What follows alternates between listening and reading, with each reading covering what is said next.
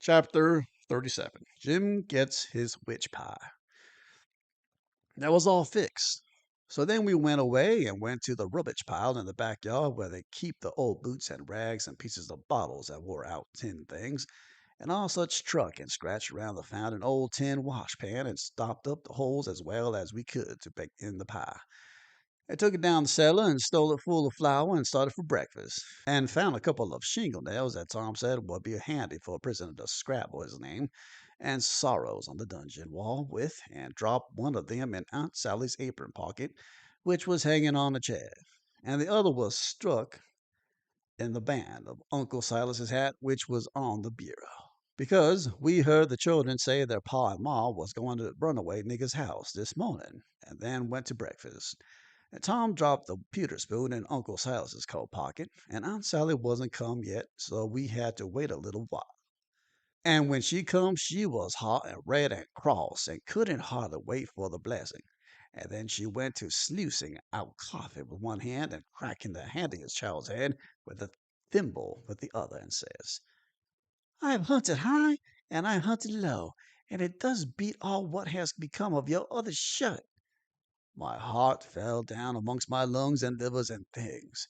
I had a piece of corn crust started down my throat after it, and got met on the road with a cough, and was shot across the table, and took one of the children in the eye, and curled him up like a fishing worm, and let a cry out of him like the size of a war whoop. And Tom, he turned kinder blue and around the gills, and it all amounted to a considerable state of things for about a quarter of a minute, or as much as that, and I could have sold out for half price if there was a bidder. But after that was all right again, and it was a sudden surprise of it that knocked us so kind of cold. Uncle Silas, he says, "It's most uncommon curious. I can't understand it. I know perfectly well I took it off because you ain't got but one. Just listen at the man. I know you took it off, and know it by a better way than you wool gathering memory, too, because it was on the clothesline yesterday. I see them myself, but it's gone. That's the long and the short of it, and you have to change to a red flannel one till I get time to make a new one. And it'll be the third I've made in 2 years. It just keeps a body on the jump to keep you in shuts. And whatever you do manage to do with them all is more I can make out. A body think you would learn to take some sort of care of him at your time of life." "I know it, Sally, and I do try all I can, but it's ought to be altogether my fault because, I don't see them nor had nothing to do with them except when they're on me, and I don't believe I've ever lost one of them off of me." "Well, it ain't your fault if I haven't, Silas. You'd have done it if you could, I reckon. And the shirt ain't all that gone, nuther. There's a spoon gone, and that ain't all. There was 10, and now there's only 9. The calf got the shirt, I reckon, but the calf never took the spoon, that's certain." Why, what else is gone, Sally? "There's 6 candles gone, that's what. The rats could have got the candles, I reckon they did. I wonder they don't walk off with the whole place, the way you've always got to stop the holes and don't do it. And if they weren't fools, they'd sleep in your house, Silas. You'd never find it out. But you can't lay the spoon on the rats, and that I know." Well, Sally, I'm in fault, and I acknowledge it. I've been remiss, but I won't let tomorrow go by without stopping up them holes. "Oh, I wouldn't hurt her next. You'll do. Tell the Angelina I'm Loretta Phelps." Back comes the thimble, and the child snatches her claws out of the sugar bowl without fooling around any. Then, just then, the nigger woman steps on to the passage and says, "Missus, there's a sheet gone." "A sheet gone? Well, for the land's sake!" I'll stop up them holes today, says Uncle Silas, looking sorrowful. "Oh, do shut up. Suppose the rats took the sheet. Where's it gone, Lizzie?" "Proud to goodness I hain't no notion, Miss Sally. She was on the clothesline yisterday, but she done gone. She ain't there no more now. I reckon the world is coming to an end. I never see the beat of it in all my born days. A shirt, a sheet, and a spoon, and 6 Missus," comes a young yellow wench, "there's a brass candlestick missing. Clear out from here, you hussy, or I'll take a skidder to you. Well, She was just a villain. Begun to lay for a chance, I reckon I would sneak out and got for the woods till the weather moderated. She kept a raging right along, running her insurrection all by herself and everybody else mighty meek and quiet. And at last Uncle Silas looked kind of foolish, fishes up that spoon out of his pocket. She stopped with her mouth open and her hands up, and as for me, I wish I was in Jerusalem or somewheres, but not long because she says, "It's just as I expected. So you had it in your pocket all the time. A lot as not as you've got the other things there too. How'd it get there?" "I really don't know, Sally," he says, kind of apologizing. "Or you know, I would tell. I was a studying over my text in Acts 17 before breakfast, and I reckon I put it in there not noticing, meaning to put my testament in, and it must be so because my testament ain't in. But I go and see, and if the testament is where I had it, I know I didn't put it in. That will I showed that I'd laid the testament down and took up the spoon end. Oh, for the land's sake, give a body a rest. Go long now, the whole kit a bilin' of ye, and don't come nigh me again till I've got back my peace of mind." I'd a heard her if she'd a said it to herself, let alone speaking it out, and I got up and obeyed her if I'd a been dead. As we was passing through the setting room, the old man he took up his hat and the shingle nail fell out of the floor, and he just merely picked it up and laid it on the mantel shelf, and never said nothing and went out. Tom see him do it and remembered about the spoon and says, "Well, it ain't no use to send things by him no more. He ain't reliable." Then he says, "But he done us a good turn with the spoon, anyway, without knowing it. And so we'll go and do him one without him knowing it. Stop up his rat holes."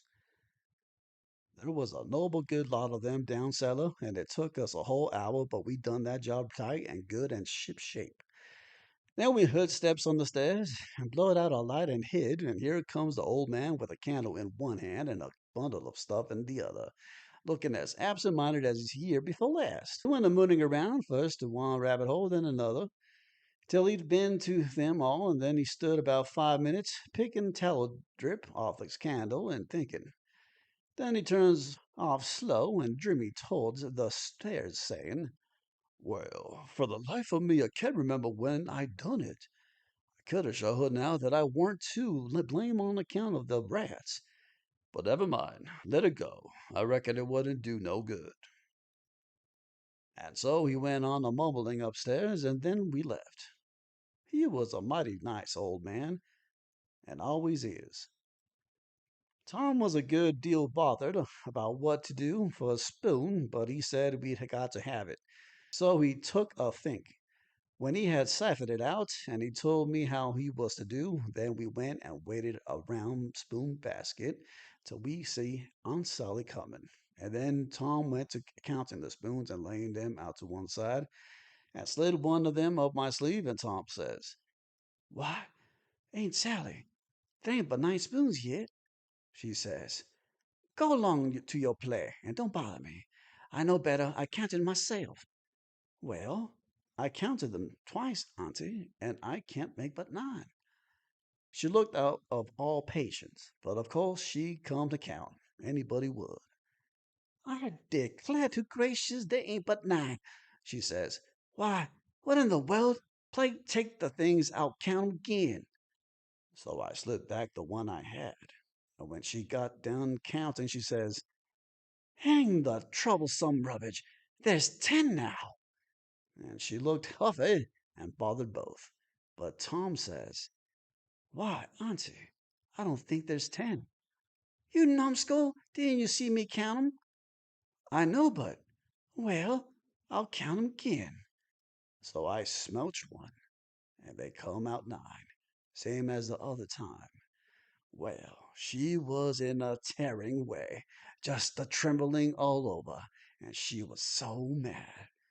But she counted and counted till she got that addled she'd start to count in the basket for a spoon sometimes, and so 3 times they come out right, and 3 times they come out wrong. Then she grabbed up the basket and slammed it across the house and knocked the cat galley west. And she said, "Clear out and let her have some peace.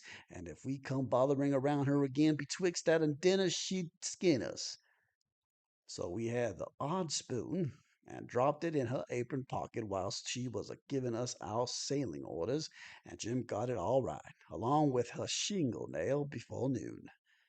We was very well satisfied with this business, and Tom allowed it was worth twice the trouble it took because he said now she couldn't ever count them spoons twice alike again to save her life, and said that after she'd about counted her head off for the next 3 days, he judged she'd give it up and offer to kill anybody that wanted her to ever count them any more. We put the sheet back on the line that night and stole one out of a closet and kept on putting it back and stealing it again for a couple of days till she didn't know how many sheets she had any more.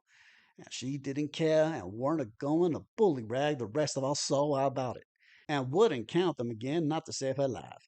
She'd rather die first. So we was all right now. As to the shirt and the sheet and the spoon and the candles, by the help of the calf and the rats and the mixed up counting, and as to the candlestick, it weren't no consequence, it would blow over by and by. But that pie was a job. We had no end of trouble with that pie. We fixed it up away down in the woods and cooked it there.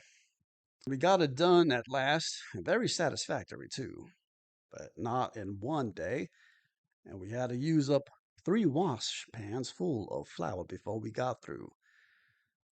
And we burnt pretty much all over in places, and eyes put out with the smoke because you see, we didn't want nothing but a crust, and we couldn't prop it up right, and she would always cave in.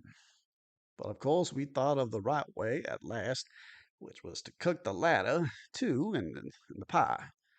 So then we laid in with Jim the second night and tore up the sheet all in little strings and twisted them together. And long before daylight, we had a lovely rope that could have hung a person with. And let on it took 9 months to make it.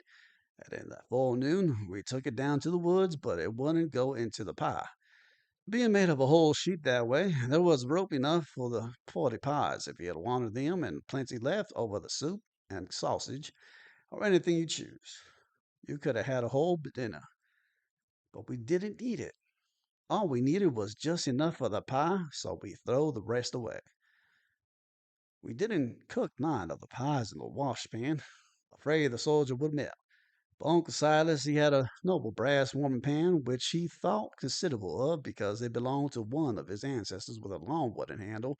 They come over from England with William the Conqueror in the Mayflower or one of them early ships and was hid away up the garret with a lot of other old pots and things that was valuable.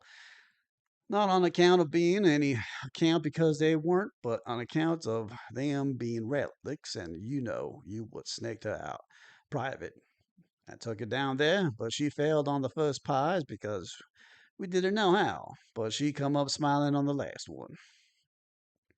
We took and lined her with dough and set her in the coals and loaded her up with a rag rope and put on the dough roof and shut down the lid and put hot embers on top and stood off 5 foot with a long handle, cool and comfortable. And in 15 minutes she turned out a pie that was a satisfaction to look at. But the persons that it wouldn't want to fetch a couple of kegs of toothpicks along, for it that rope ladder wouldn't cramp him down to business. I don't know nothing what I'm talking about, and lay him in enough stomach ache to last him till next time too. And that didn't look when we put the witch pie in Jim's pan, and we put the 3 tin plates in the bottom of the pan under the victuals. And so Jim got everything all right. And as soon as he was by himself, he busted into the pie and hid the rope ladder inside of his straw tick, and scratched some marks on the tin plate and throwed it out the window hole.